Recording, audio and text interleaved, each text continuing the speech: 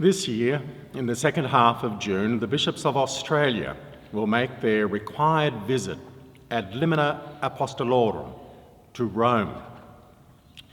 This is a pilgrimage to the threshold of the apostles, which every bishop is bound to make every 5 or so years. It is referred simply to as the Ad Limina. Well, in the absence of a bishop for our own diocese, it's my own great privilege as Diocesan Administrator to join the bishops of Australia on this particular occasion of the Ad Limina, thereby ensuring that our own diocese is fully represented in this important moment in the life of our church in Australia. The Ad Limina has been part of our church's practice from the very beginning, and its long history demonstrates just how significant the practice has been in our understanding of ourselves as the church. Indeed, in his letter to the Galatians, St. Paul himself speaks of his visits to Peter, as he writes, "To make sure the course I was pursuing or has pursued is not been in vain." Well, from the 18th century, each bishop has been required to submit in preparation for the visit a comprehensive report of his diocese. This is called the quinquennial. We submitted our own 200-page plus report last December, and this has now been forwarded to the Vatican for review ahead of the various meetings that have been scheduled during the final week of June. The Ad Limina demonstrates in a tangible manner the communion of life by which each individual church draws its identity and its vitality. Our Catholic understanding of the church is that it is one and the same time, both universal and particular. There are not two churches, but one and the same church which for one reason or another can appear now universal and now local and particular. And in this dual manifestation, the bishop has a privileged and a singular role. As heads of their own particular churches, it's in their very person, in union with the universal shepherd, that the particular church is integrated in the universal church. And so in the act of meeting with the Pope, each bishop professes his deep relationship with the one who, holding the primacy in the church as visible head, is also the visible principle of unity among the bishops. In this light, the primary purposes of the Ad Limina are expressed by the veneration of the holy apostles, Peter and Paul, and through a meeting with a successor of Peter, the Bishop of Rome, Pope Francis.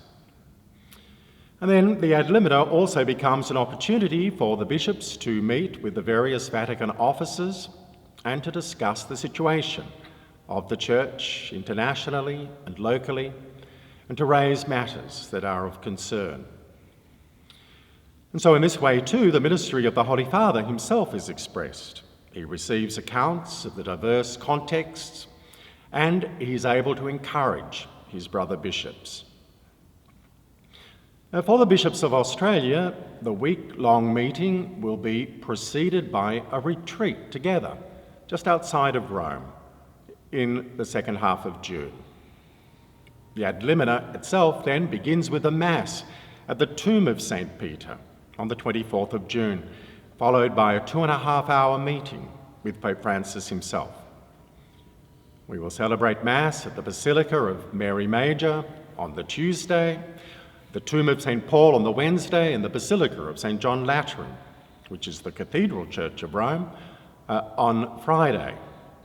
And all the bishops will meet with the Congregation of Bishops, the Congregation for the Doctrine of the Faith, the Congregation for Clergy, and with the Secretary of State, Cardinal Parolin.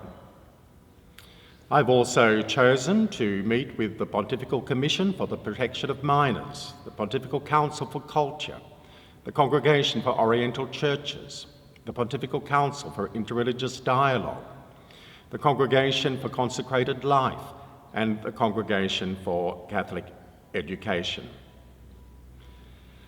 The week then will conclude in a very special way with Mass with the Holy Father at St. Peter's Basilica on Saturday, the 29th of June, the feast day of Saints Peter and Paul. In fact, at which Archbishop Comensoli will be granted the pallium, a liturgical garment worn around the neck to signify his position as the Metropolitan Archbishop of Melbourne. Well, doubtless to say, I'm personally very honoured and humbled to be serving our diocese at the time in which such an important opportunity presents. However, the fact that I am going is most critically a real indication that our own local church of Broken Bay remains, even in this time without a bishop, fully in communion with the universal church and a vital part of all that goes on in the church in Australia. I travel to the Holy Father representing you, and to him I will convey your affiliation and affection. I'm aware that I'm going for you and for no other reason, and so I will bear you in my heart and in my prayer, and I will be especially mindful of you and each of our communities in the days of the retreat prior to the Ad Limina itself. And at each of the meetings that I will participate, I will certainly keep the interest of our own diocese and our mission uppermost, alert for the opportunities of our continuing growth. So please pray for not only me, but for our diocese itself, that during these days of pilgrimage, that we may indeed experience a new source of grace for us all.